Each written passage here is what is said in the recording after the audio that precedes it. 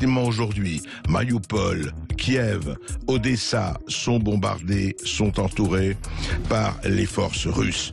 Mais il se passe aussi que depuis 6 ans, 7 ans, depuis 2014, une région de l'Ukraine Est est bombardée, elle, depuis des années.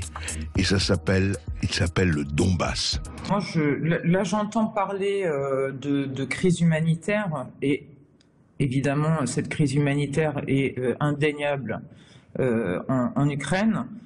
Il faut d'abord, si je peux me permettre au préalable, ne pas oublier qu'il y a eu une première crise humanitaire dans le Donbass en 2014 qui n'a pas cessé pendant 8 ans.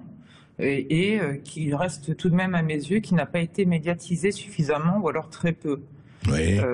Moi, quand je parle de ça, la plupart des gens à qui je m'adresse en France sont étonnés et voire... on y est, au plus ou moins nié la chose, oui. Enfin. Voilà. Ouais. J'ai jamais vu des images qui m'ont hanté comme ça. Oui. Donc la question que je pose, et je ne prends pas parti, encore une fois, mais ce sont des questions de morale tout simplement, est-ce qu'un gouvernement a-t-il le droit de bombarder sa population et de la priver de ses droits sociaux? Première question. Les choses se sont envenimées. Rappelez-vous, ça c'est un fait que vos auditeurs doivent avoir à l'esprit.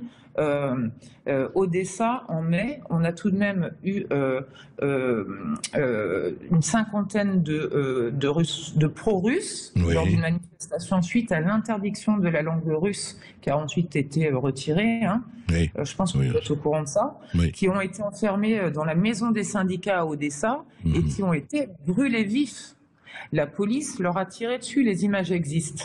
En mai dernier, c'était en mai dernier. Non, ça. en mai 2014, monsieur. Ah pardon, mai 2014. C'est pour ça que je reviens sur l'histoire. Oui. Pourquoi tout ça s'est enflammé? Pourquoi il y a eu des rancœurs, des haines? Et à un moment donné, la crise qu'a vécue l'Ukraine, le Maïdan, cette manifestation, s'est transformée en guerre civile.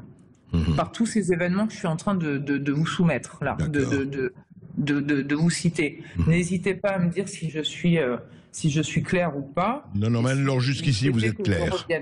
Oui. En déclarant ensuite le 23 octobre devant la Rada, toujours Poroshenko, le 23 octobre 2014, oui.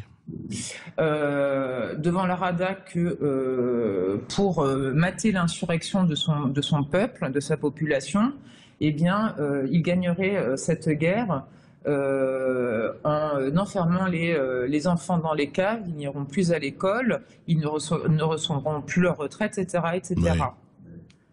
Oui, voilà, ce que j'essaie de vous expliquer, c'est qu'il y a eu un vrai sentiment d'insécurité de la population de l'Est. Je cite Poroshenko, oui, juste alors, je cite Pedro Poroshenko, ce que vous venez de dire, nos enfants, voilà, 2014, nos enfants iront à l'école et à la garderie, les leurs resteront dans les caves des sous-sols, nous aurons du travail, eux non, nous aurons les retraites, eux non, parce qu'ils ne savent rien faire, et c'est précisément comme ça que nous gagnerons cette guerre.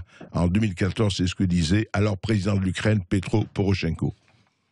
Alors. Vous avez déjà entendu un président parler comme ça à son peuple? Oui. Et on va faire rentrer l'Ukraine en Europe. Alors là, je vais pas là, c'est trop tendu, mais franchement. Est-ce qu'il considérait déjà, pardon Anne-Laure Bonnel, est-ce qu'il considérait déjà, et certains, que ces gens-là n'étaient plus, ne faisaient plus partie du peuple ukrainien? Oui, alors. Je ne juge pas, hein, je constate. Oui. J'ai une vidéo de monsieur, comment il s'appelle, Bogdevich. Je l'ai vu sur mon fil Twitter, déclaré sur une... alors visiblement on m'a dit que c'était sur Internet, mais il y a quand même 500 000 abonnés. Qu'il fallait tout simplement, c'était en quelle date? Je vous laisse fact-checker. Enfin, 29 avril 2014. 29 avril 2014. C'était avant Odessa. Vous voyez, tout est parti. Tout ça, il y a eu quand même une montée de discrimination raciale incroyable. Il y a eu de la russophobie. Ne pas l'accepter, ne pas le reconnaître, c'est manquer de déontologie journalistique. Donc, ce monsieur déclarait tout simplement qu'il fallait exterminer 1,5 million de la population du Donbass. Tu peux répéter la date, s'il te plaît? 29 avril 2014. 29 avril 2014.